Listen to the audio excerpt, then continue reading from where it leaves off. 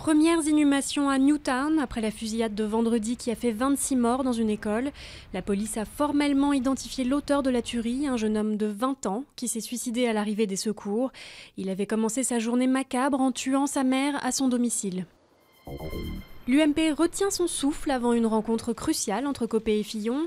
Après un week-end de tractation et la médiation de Jean-Pierre Raffarin, les deux rivaux devraient enfin annoncer un accord mettant fin à la guerre des chefs qui dure depuis un mois.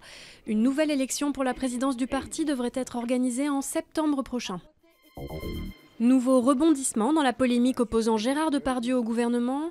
Le Premier ministre a réagi à la lettre ouverte de l'acteur en se défendant de l'avoir traité de minable. Dans sa lettre, Depardieu s'estimait injurié par Jean-Marc Ayrault qui avait critiqué son départ en Belgique pour payer moins d'impôts.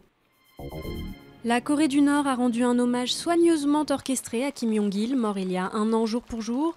Sous l'œil de son fils et successeur Kim Jong-un, des centaines de milliers de personnes ont observé 3 minutes de silence en mémoire de leur cher leader. Son corps embaumé repose dans un mausolée aux côtés de son père, fondateur de la République populaire de Corée en 1948.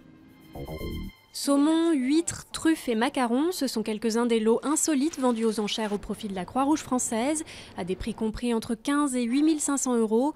De quoi se concocter un menu de Noël d'exception tout en faisant une bonne action.